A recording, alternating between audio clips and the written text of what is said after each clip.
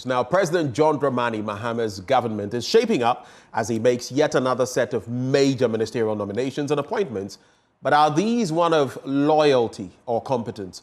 Our seasoned political analyst will join us shortly to analyze these matters. We have a number of them. We start with Professor Kobi Mensah. He's Professor of Marketing at the University of Ghana Business School. Also joining the conversation, Dr. John Osai Kwapong. He's a CDD Fellow. We have Dr. Kwame Asante, head of the Center for European Studies at the University of Ghana. All of them join the conversation. Good morning to all of you. Good morning to you too, Benjamin. Happy New Year. Same to you, same to you, same to you. It's a pleasure having you. And Prof, congratulations. I see you've created some sort of application that is assisting students. Congratulations to you. Thank you so much, Ben, and thank you, for that acknowledgement. John, thanks so much for that as well. Right. We're trying to see how best we can help the country in how small. Yeah. Education must impact, and thank you for making that impact. But let's get straight into it. The president has started making his nominations. Afenyo Markin said he was making it tot, but now it appears they are coming through in their numbers. And very quickly there, you can see the ministerial appointments. Kwame governs Agboja in there. And of course, he's Minister Designate for Roads and Highways. Haruna Idrisu for Education. Eric Opoku for Agric, as a lot of people were rooting for him. And Haruna Idrisu, of course, he's been a former Minister for Employment and Labor Relations, Communication, Trade and Industry, and he's also a member of the Ghana Bar Association. He's been a member of Parliament for Tamale South since 2004. He's former minority leader, the immediate past one, and he is a barrister at law. If you look at Kwame governs Agboja, he's a chartered architect. He's MP for Adaklu. He has qualifications from the Westminster University, and he's a principal consultant, K Plus Partners Limited. It goes on and on, but he's also been the majority chief whip and minority chief whip as well. Eric Opoku is an expert in law, agric, and leadership. He has an LLM in international business law from the University of Essex in the UK. He has a bachelor's in economics and law from the KNUST, and is ranking member of the Food and Agriculture Committee of Parliament. Then you come to some of the others. Trade, in fact, tourism, culture and creative arts. Abla Jifa Gomashi, no surprises in there. Elizabeth Owusu Ajari, Minister Designate for Trade, Agribusiness and Industry. And of course, Gender, Children and Social Protection, Agnes Namomo Latte in there. So there you are with some details, creative arts. And then when you come to the one for trade, there's a lot more there, and also for gender. But let me come to you, Prof. What do you make of these appointments so far? What is your initial take on the caliber of people Mr. President is nominating for approval? Thank you, Benjamin. I think that you should actually gauge the pulse of the country. I have been, monitoring social media as these appointments coming in, and obviously the conversation on the corridors of our institutions. You could actually have a sense that people are pleased with the appointments. Why? Because there is a combined experience with loyalty.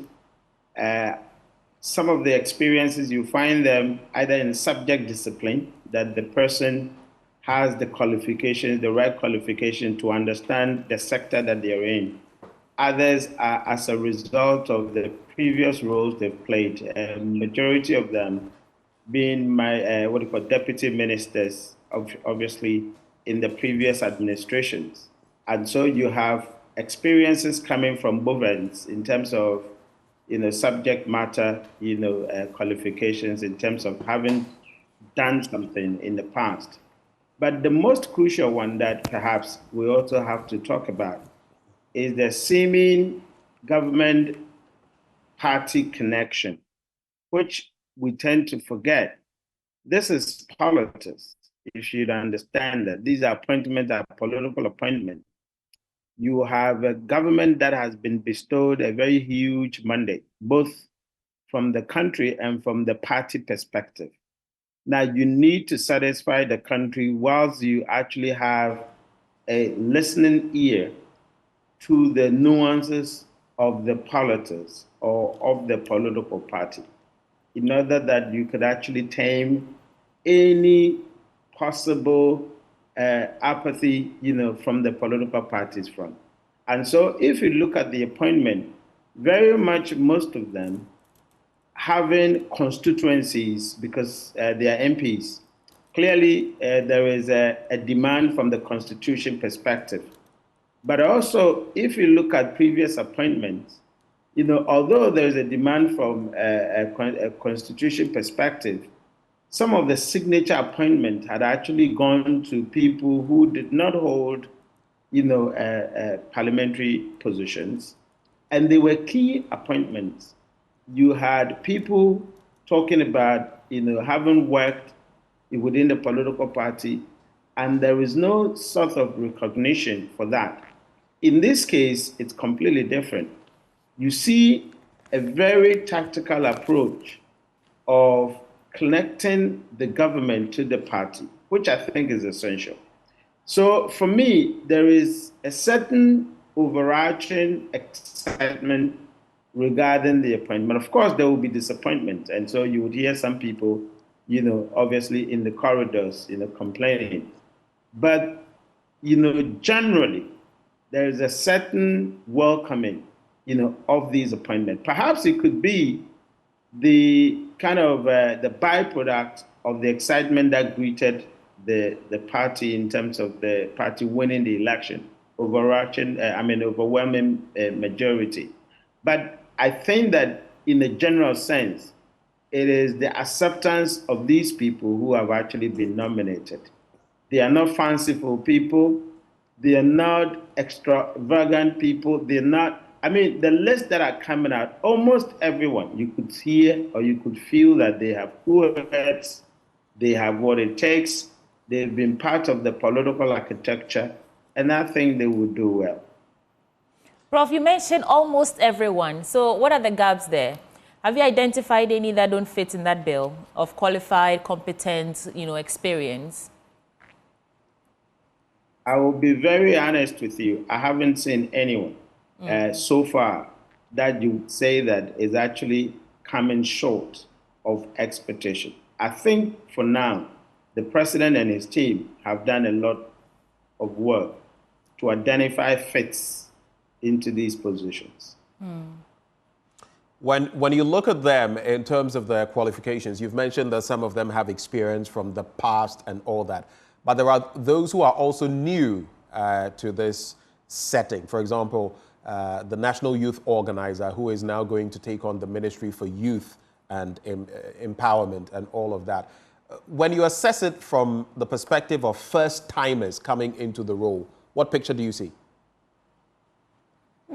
Well, not necessarily the position. As I mentioned to you, some of them are coming from the position of past experiences, others from a discipline, experience. Obviously, if you take Opariado, for example, he's been the youth commander. They called him the commander, right? He's been the youth commander for so long. The youth ministry is new, but the role of youth leadership is not new. These are guys who have been in the trenches with the youth for so long. Obviously, that gives him the experience, understanding the nuances of the needs of the youth. Obviously, he has the qualification that can actually give him the kind of complexity, the ability to understand complex things, and then, of course, to work with them. So clearly, you wouldn't say that is a limitation because the youth ministry is new. If you take Namomo, for example, she holds a PhD. And I can tell you, anybody who has actually attempted PhD, that's why sometimes they say that people with PhD pretend as if they know everything. And I'm sure my friend, John and Asa will tell you, my friends John and Asa will tell you, by the time you are done with your grilling of a PhD, you're almost like you know everything in this world. And it is true. People come into PhD and they attest to it that, wow, it is really a preparatory grounds. I don't think that being new to the Ministry of Gender actually means that perhaps she is limited. Now, Momo with a PhD from the University of Ghana, well, you couldn't actually talk about, not fit for the position. So for me, almost everyone, in the meantime, looks perfectly fit for the positions that they occupy, whether they're new or whether they have been in the game in terms of the ministry, heading ministry for long. What is crucial is about their temperament, about their understanding, about their, you would call the soft skills in managing institution and connecting the needs of the country with the expectations of the political party. These are the essentials that you would appreciate. I mean, there are people that have been appointed to political positions and people have gone ballistic. Why? Because they don't have the temperament. They behave as if it is an individual, entrepreneurship work that they dictate, what they have to do. But these guys, having been appointed, these are party organizational people. They understand the politics of government business. They understand policy. And they understand working to the interest of almost every stakeholder. And that's why I think that so far I haven't actually found any weakest link in the appointment so far. Of course, we wait to see their performance. But for now, I don't think that I can see any weak. Right. Let me quickly give the opportunity to Dr. John Osai-Kwapong and Dr. Hassan Asante to just share their thoughts on the same matter, taking into perspective what Professor Mensah just made mention of, temperament and how they handle it, soft skills, and then how they will connect the needs of the people or the needs of the administration with the expectations of the people. Dr. Osai-Kwapong, your assessment. Thank you very much. And yes, as Professor Kobe Mensah just said, on the last point that you raised, that would be one of the key things of a good technocrat. So most of the time, when appointments are made in government to any given ministerial government organization, one of the questions that would always come up is whether the person has the subject matter expertise in that particular policy domain. But more than just the subject matter expertise, the person also has to be a very good technocrat. And being a good technocrat involves a number of things, right? How do you navigate your own bureaucracy? How do you get a good understanding of your ministry? Because the president has particular policy priorities that he wants to implement. And it's entrusting that you would have both the policy and the political skills to be able to ensure that whatever ministry you are placed at becomes an important vehicle in ensuring that you can get those policies and programs through. Also, how you manage the people in your ministry, because it is these same people who become the frontline persons, what in public administration we call your street level bureaucrats, who would be involved in the everyday implementation of policies and programs. And then you also become the technocrat who manages a number of relationships between your ministry and a number of key stakeholders. So how do you manage the relationship between your ministry and the public, for example? Because the public has expectations, the public will be watching, seeing what is being done. How you manage the relationship between your ministry and Parliament, especially around oversight issues, especially around budgeting issues, for example, become very important things for these technocrats to be able to do.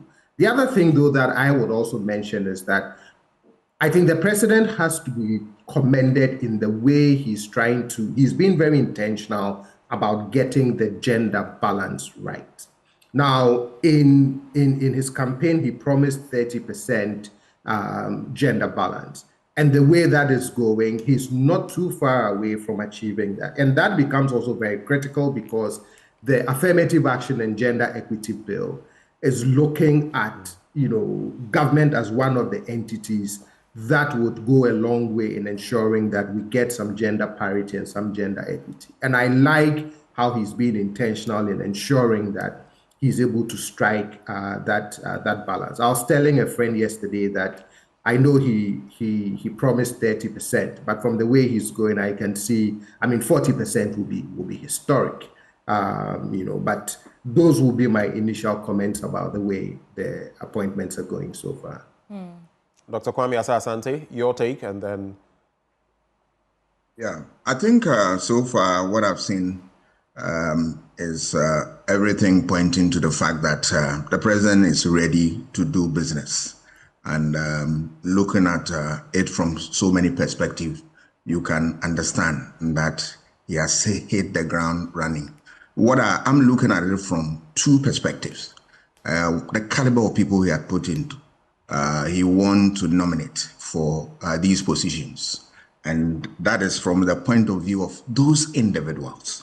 There are people with experience, the experience not necessarily in politics. Those with political experience, we can see them.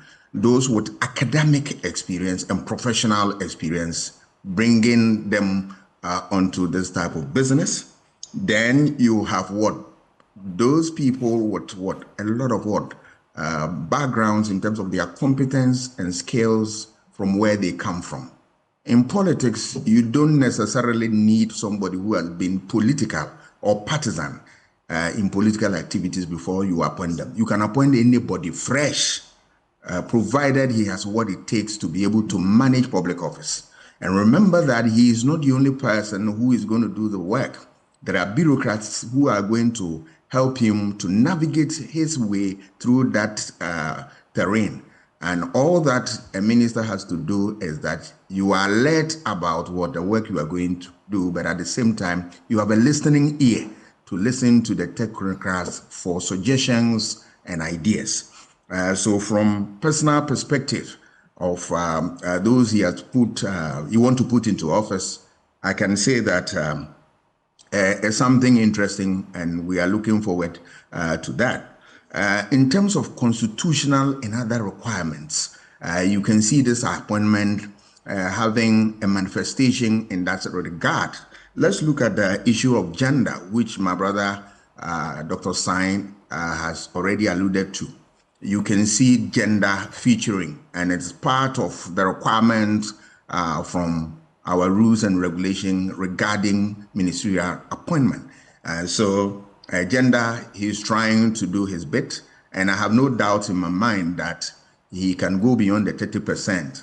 I have no doubt the way he has started. But even if he should stop at 30, we are home and dry. But as children of Oliver, we want more.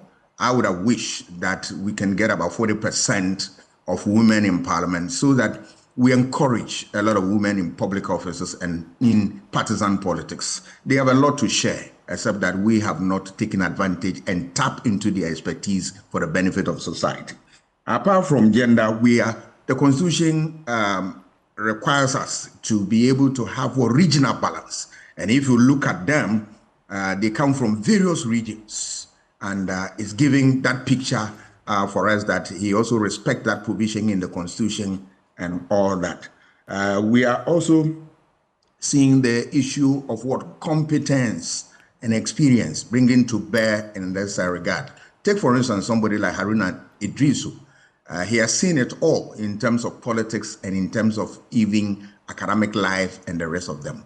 I have no doubt in my mind that going into one of the biggest ministries in Ghana, in fact, the number one ministry in terms of its size and expenditure and all that, education ministry. He has been able to acquit himself very well with his political offices that he has held, former minister, former minority leader, and then being an MP and all that. Remember, when he was a student at the University of Ghana, he was the NUCS president. He's very familiar with the academic terrain, as NUCS were always having conversation and discussion with authorities managing the country's universities. So he has had a lot of experience in that regard. So he's coming with a wealth of experience from academic standpoint of view, from professional standpoint of view as a lawyer, and then from a partisan political point of view, he has seen it all. So I have no doubt in my mind that he will live up to expectation. All that he has to do is that he avails himself to the direction and then discussions from his colleagues in the ministry. I'm talking about the bureaucrats, so that they can guide him to navigate his way through this difficult terrain. And Doc, then, Doc, please make that the final point so that we can also let the conversation flow. Yeah, the last bit I want to say is that if you look at the type of appointment, it is a blend between the old guards and new guards, so that the young one can learn under the feet of the old guards. And this bears resemblance with what President Kufuor did in his tenure. You saw senior most experienced people holding the fort, and then young people, Abubakar Siddiq and the rest, learning under their feet. And in no time, they also learned the ropes well and took up with the mantle. So I can see that. And if you are very much alive to politics in Ghana, you can see the kind of people he's bringing, even behind the scenes, and who are also actively supporting. Guzi Tano, Tutubi Kwache, and the rest. These are people who graduated from the PNDC onto the NDC, and they have a wealth of experience that they want to bring to bear. And once a while, they throw one of them into ministerial positions, and the rest they hide behind. So you realize that it's a conscious effort to get things done. Right. Thank you so much, Dr. Kwame Asah-Asante. Let me go to Dr. John Osai-Kwapon. I mean, Doc has already alluded to Mahama's, striking a balance between bringing in fresh new faces and relying on seasoned politicians. But in your expert opinion, how does this, the appointments and nominations we are seeing so far, how does it compare with previous administrations in terms of generational leadership changes and continued reliance on veteran politicians? You see a mix, you see a mix of both. Every administration wants to strike a balance between bringing in experienced hands, people who have worked with them in government before, even if they were serving in a different kind of portfolio, right? That you still need the experience. At the same time, you also could use some fresh faces, some new hands who could bring a different kind of thinking, a different way of approaching governance. So you want a blend of the two. The experienced people become important mentors to your new hands in terms of how you navigate the difficult terrain of trying to govern and trying to implement policy. So you see some of that. You also see inclusion of people who are strong party people, because you also need to add that dimension of ensuring that you get the politics and the party relationships right. Because there's governing is not just about policy and program implementation. You also have to make sure that you can manage the politics and get the politics right. So you do see administrations tending to do what you're seeing here, which is experienced new persons, party people, and as the Constitution also requires, having a majority of them coming from Parliament. Which so the president is not doing anything new? Not anything new in the sense of how he's approaching it, right? I mean, the gender balance thing is extremely commendable, but in terms of the strategy of getting, balancing experience with new faces, fresh hands, ensuring that you have party people as well to help you govern, I think has been a well-established strategy that most of, previous administrations have tried to do.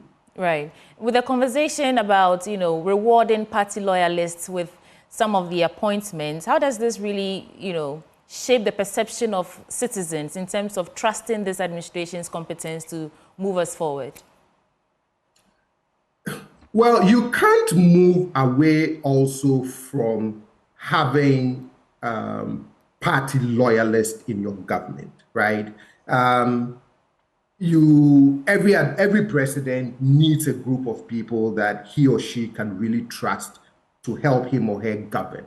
And so you will definitely have to tend to some persons in your party to help you do that. We've seen that from administration to administration. The key thing is, even though loyalty is prized, so long as you're not putting loyalty above competence. Again, it's striking that balance between this person is competent enough, but I also know that I can trust this person, to implement my policy ideas, my agenda, and all of that. So for me, no matter what, you would have to, every administration would have to tend to its most trusted people to help them, to help them govern. Right. Ben? Let me bring in Professor Kobi-Mensah quickly. I mean, in terms of marketing, you know what must be done, even in the political terrain. If you look at the marketability of the different characters, then the regional context or balance also comes into play. And some seem to have noticed a pattern where representation from the Volta region and the Ashanti region, curiously, are a bit on the low side. What is your reaction? Well, I suppose the president hadn't actually finished the appointment. I think I heard it somewhere that he has about 5,000 plus appointments, if I'm right. And then, of course, I heard about the fact that he had received thousands of CVs for 60 ministerial posts. It's very too early to actually make the argument that, those areas are actually sort of reduced or toned down in terms of, the appointment that we are talking about. So for me, I think that, yes, people are in haste. It looks like people are in hurry. They want to hear names. Obviously, people are jittery because of what they know about the political system. Some people would say that, yes, if you don't actually, go about lobbying, etc., they can pass you by, they can forget you. But I think that, as we said, the president has, quite a lot of appointments to make. In fact, some sensitive areas haven't still been mentioned. We haven't heard about foreign ministry. We haven't heard about Ministry of Health. I don't know. Have we heard about Ministry of Health? No. The agencies, we haven't heard about them. And there are some strategic agencies, you understand? So I think that people have to be a little bit circumspect in the way that they actually speculate about things. Obviously, Ashanti region and the Volta region are very important places for people. But don't forget, in Parliament, for example, you have Volta representation, Volta region representation. When they appointed the Ashanti regional minister, the young man, you could see the excitement, of that particular appointment. You could see the hailing, for that particular appointment. So I think that it is too early to actually suggest that there is a certain lower representation of some, areas until the entire appointment come out. And I think that that's what people should do. People are in too much of a hurry, they are pushing themselves forward. But allow the president to actually take the right decisions for the country. I have no doubt, that he would actually represent, or he would ensure a fair representation for almost, all the places. And I also say that, look, the president has 4 years. If we're not going to get the Akufo-Addo type of government, then of course you should expect a certain reshuffle, all right? Because obviously Akufo-Addo was completely, opposed to reshuffle. A point that he made was that if he thinks that his ministers are actually performing, why change them, But of course, if we're not going to get that kind of posture from, President Mahama, which I don't think that we're going to have anything closer to Akufo-Addo, given the way that he's appointed, then of course you would also expect that there could be a reshuffle along the line, and there will be other people who probably might be on the list too. When I say list too, I mean a reshuffle period. Now, if you look at this marketability that you mentioned, you could see a striking difference between Akufo-Addo's administration and the current administration in a way that certain key positions have gone to connect the government to the party. If you take the first 3 appointments that was made, all right, clearly the finance ministry, the finance minister is someone that is very, very connected to the party in terms of obviously having a constituency, all right, as an MP. You had the energy minister very connected to the party as an MP. And then, of course, you had the justice minister very connected to the party. That wasn't the case in Akufo-Addo's era. I mean, Akufo-Addo had a finance minister whom, with all due respect, I don't think that had actually sat in a party meeting before in terms of a constituency level, all right? So certainly the nuances of the politics of the local party, I doubt if he was very much in tune. And so you could see that there was things brewed, boiling at the base of the political party. Yet he was adamant because he's not a party person. He doesn't understand the nuances of the party. So even when the parliamentarians actually ganged up against him, he could definitely, he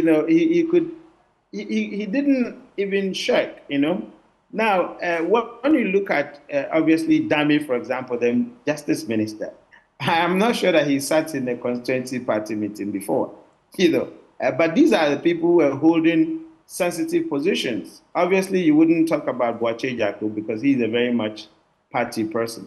But of course, that's the one that he didn't last, So, and I'm talking about just the first three appointments in comparison with Leonardo. If you go down the line, you will see quite a lot of appointments, sensitive appointment, that has no connection or least connection with the party.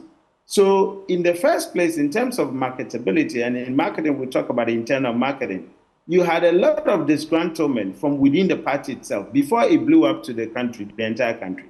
So yes, you could see a very appealing processes, gender appeal.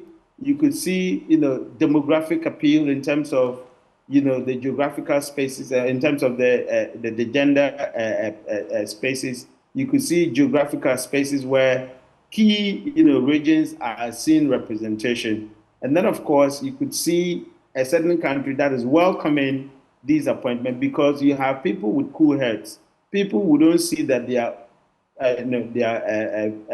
buoyant or they are overly domineering, as we saw in the previous, appointments. And then you could see a certain experience and qualification being brought to bear. So for me, those who think that certain areas haven't been, regions haven't been represented, they should turn down. They should know that we have 4 years to go. They should know that the president has about 5,000 appointments. There are agencies, of course, there are ministries, and there are certain, state-owned enterprises. All these are crucial places that people could be satisfied. They should turn down. All right. My final bit to you very quickly on this point. Capacity, ethics, all of those, and you've spoken about the demographics, gender balance and all of that, and the key sectors, energy, justice, and finance. But do you feel, looking at the trajectory, that Mr. President will be able to meet the target of 60? Just a quick thought on that, and I'll shoot that to our other guests as well. I have no doubt. It's a key promise. There are promises that are flagship promises, and these are one of them. I mean, everyone, even those political novices, would have the ability to judge or to measure whether the president is actually fulfilling his promises by these key promises. 60 ministers, you said it across, the campaign trail. If you disappoint, that would be the beginning of people's mistrust. I don't think that he would actually want to start his, administration on that bad footing. He will stick to 60. Okay, he'll stick to 60. Dr. Kwame Asante, do you also have that same confidence? And then Dr. Osai Kwapong, and we'll move on. Dr. Asante. Yeah, I don't think he has a choice here. He promised, and he has to deliver based on his promise. Okay. And that will be the beginning of how people will assess his regime going forward. So that is my answer to that. Right. Dr. Osai Kwapong. Yes, he will be able to do the 60. He should be able to do the 60. He must do the 60. It's a campaign promise. These are the low-hanging fruits that if you're unable to fulfill, it begins to chip away at the trust that people have in you. So yes, I have a quick follow-up. Does that mean if he does, for example, 62, 64, 65, you would be aggrieved? Would you be worried? I will be worried for him in the sense that people are watching. People have expectations. People want to see something different.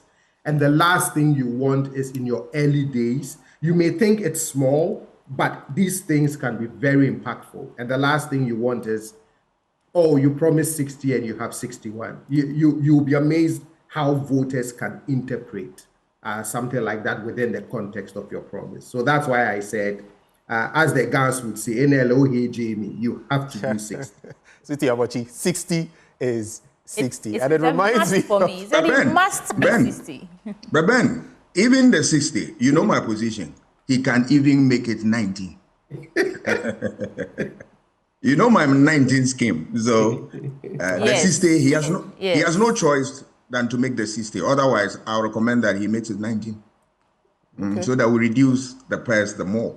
The expenditure on that, yes. Yeah. So you remember I talked about the 19? I do. During the news review some time back, I remember. Yes. Dr. Kwame Asasante, the way we are lauding and commending these appointments, does it apply to other state-owned enterprises as well? Like Sami Jemfi going to the precious minerals, is it marketing? Yes, management, or marketing rather, commission and all that. Is it the same narrative about competence and, generational leadership changes and new faces and all that? Is this the same thing that applies to the ministerial appointments to the state-owned enterprises? Yeah, the president will always have to gauge everything before sending people there. And permit me to quote something from Niccolo Machiavelli and the book that he wrote, The Prince, is that one must be a fox in order to recognize traps, and a lion to frighten off wolves, right? What do we need here? My understanding of this small statement is that you need a strategy, you need a skill, you need action, and you need all the things that you need if you are to make an important decision, such as that, putting people in the boards and other places, because they are part and parcel of the machinery of government. Once you get it wrong, it's going to affect productivity there. And at the end of the day, it will undermine your own fortunes. So much as you want to put in the best for ministerial position, you equally want to do same or even better in other places so that you don't leave any gap there for anybody or critics to attack you from there. It is important. But the real issue is that more often than not, we don't tend to have public conversation relative to those appointments. I mean, people going to boards and all that. We talk very little on. But if the media will bring it to the fore, I tell you, we can also scrutinize and all that. And I trust your media that these are some of the little things that you do, and you will stand above other media houses. You bring it to the fore, and we'll scrutinize and discuss, and then let people also carry them along as we discuss the issues. Yeah. Let me give the opportunity to Dr. John Osai-Kwapong to answer the same question. Do your comments and sentiments about the ministerial appointments apply to those going to the state-owned enterprises as well? Yes, yes, they do. And particularly for the state-owned enterprises, they even have an special bedding this time around because their operations got flagged a lot in our latest IMF bailout, particularly the financial risk they pose to government. So this time around, anybody being sent to an SOE would gain special attention because part of the work they would have to do is how they move our state-owned enterprises away from some of the losses that some of them have been making to a place of profitability and reducing the risk they pose to government. In fact, in President Mahama's 120-day social contract with the people, one of the things he highlights is the role of SOEs and how you begin to turn them around. So you're right. The competency issue will become even more pronounced as we look at who is going to a particular SOE. Okay, thank you. Professor Komensa. You have the final word. You see, I even think that the SOEs, we are getting an in terms of interruption in your network. mobilization, are the most important. And can you hear me? Yes. Can you hear me now? Yes, please go ahead. Yeah. Okay. So I even think that the SOEs are the most important at this time, for the government. Why? Because they, particularly, unlike ministries, have a certain profitability burden. All right, they're supposed to bring in revenues to the administration, and they're supposed to do so that the administration can have the needed money to finance ministries like education, ministries like health, that are purely social services. Right. And because of that, you need certain, people who are very much connected to the administration, call them loyalists, who would be able to block the perceived leakages and make sure that they are optimizing the opportunities for making money in order that you can fund your agenda. So if you look at the PMMC, for example, of course, as one of my colleagues said, these ministries actually have technocrats who actually perform the day-to-day, job.